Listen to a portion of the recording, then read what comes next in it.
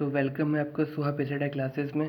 तो my dear, जो आपका टॉपिक है आज हम सर्कल पर डिस्कशन करने वाले हैं, जिसे हिंदी में बोलते हैं वर्त। ठीक है, तो चलिए इसको आगे स्टार्ट करते हैं और इस परिणाम को समझते हैं। तो इसमें माय डियर जो आपका वर्त है, वर्त कहते किसे हैं, चलो पढ़ते हैं।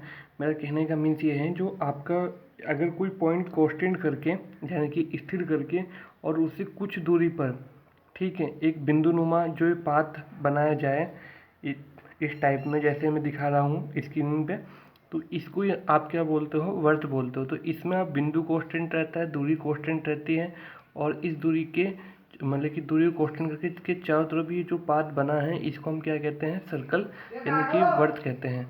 ठीक है, अब हम बात करते हैं परिधि। परिधि कह लो या परिमाप। तो माय डियर, जो आपका जो बिंदुनुमा पाथ है, यानी कि पाथ मीन्स परिपथ है, यानी कि बिंदु परिपथ ही आपकी परिधि कहलाता है।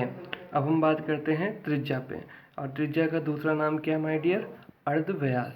तो माय डियर, जो आपका बिंदु से परिधि तक की जो दूरी है, जो डिस्टेंस है, उसको आप क्या कहेंगे, उसको आप त्रिज्या कहेंगे। क्या कहेंगे माय डियर, त्रिज्या। अब उसी प्रकार से अब बात करेंगे हम जीवा पे। अगर माय डियर, अगर आप मतलब परिपथ के कोई से भी दो बिंदु, यानी कि जो आपकी परिपथ है, परिधि है, उसकी कोई से भी दो बिंदु को अगर आप मिला दो तो एक रेखा बन जाएगी, जिसको आप क्या कहेंगे, जीवा। जिसको आप क्या कहेंगे, जीवा। ठीक है, और माय डियर, इसमें त्रिज्या में और जीवा में डिफरेंट क्या है, ये केंद्र से परिधि तक की दूरी है, और ये मतलब कि परिधि से परिधि तक की। ठीक है, इसमें क्या होता है माय डियर, परिधि में यानी कि दो बिंदु को लेकर एक रेखा खींची जाती है जीवा में। अब हम बात करते हैं व्यास की। ठीक है, तो इसमें व्यास में चलो इसके बारे में डिस्कशन करते हैं। अगर माय डियर कोई मतलब कि कोई एक ऐसी लाइन खींची जाए जो परिधि को भी टच करे और केंद्र से भी होके जाए, तो उसको हम क्या कहते हैं माय डियर, व्यास कहते हैं।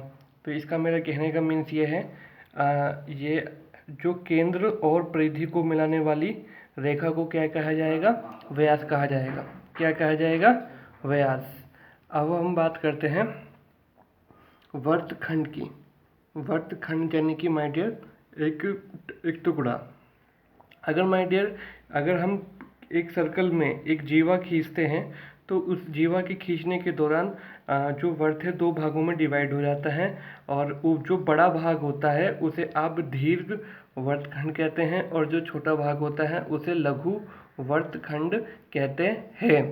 चलिए, अब इसी तरीके से अगर माय डियर, अगर आप जो डिस्कशन करें व्यास, व्यास अगर यदि मतलब कि जो सर्कल है आपका, अगर व्यास उसको आधा कर मतलब कि उसकी एक व्यास की रेखा खींची जाए, जिसे हम व्यास कहते हैं, तो वो एक सर्कल को दो भागों में, यानी कि सेम दो बराबर भाग, यानी कि सेम आधे आधे भाग में डिवाइड करता है। यानी कि जो व्यास है सर्कल को आधा भाग में डिवाइड करता है। इसी वजह से जो भाग बनते हैं उसको हम क्या कहते हैं, अर्धवर्तखंड।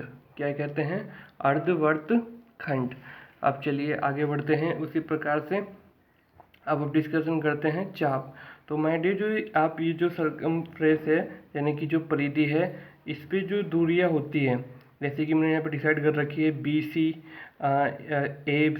AC और AB, तो इनको आप क्या कहेंगे, चाप कहेंगे। क्या कहेंगे, चाप। चलिए, तो आप जो चाप होता है, मतलब कि जो परिधि की दूरी है, जो परिधि दूरी है एक तरह से चाप ही है। आप इसको छोटे छोटे भागों में बांट सकते हैं, जैसे कि AB, BC और AC। चलिए, अब आगे बात करते हैं हम। ठीक है, चाप का अंशमाप। अगर माय डियर केंद्र से इसको थोड़ा सा मिला दिया जाए, तो चाप के द्वारा जो केंद्र पे जो कोण बनेगा उसको हम क्या कहते हैं, केंद्रीय कोण भी कह लेते हैं, या अंश माप कहते हैं। माय डियर, दूसरा नाम क्या है, अंश माप। यानी कि चाप के द्वारा जो केंद्र पे जो कोण बनता है उसको हम अंश माप कहेंगे, या अंश माप कहेंगे, या कोण कहेंगे, केंद्रीय कोण। ठीक है, अब हम देखते हैं स्पर्श रेखा। तो अगर यदि कोई आपकी बिंदुनुमा पथ है, ये सर्कल है, और इस बिंदु से टच करती हुई कोई रेखा आपने खींची, अगर वो सर्कल को टच कर रही है यानी कि स्पर्श कर रही है, तो उसको हम क्या कहेंगे, स्पर्श रेखा। क्या कहेंगे माय डियर, स्पर्श रेखा। अब हम करते हैं हॉल, क्या कहते हैं, हॉल लाइन।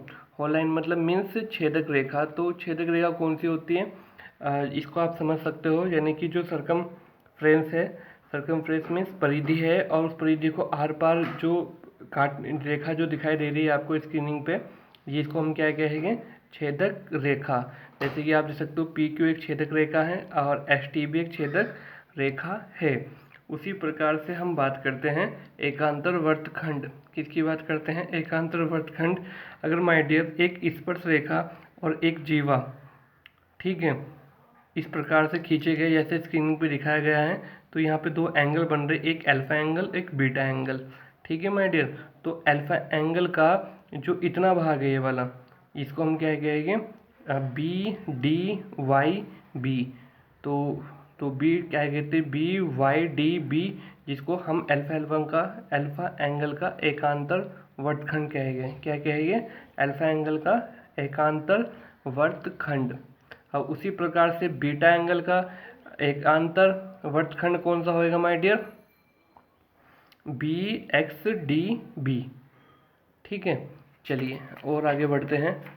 Thank you.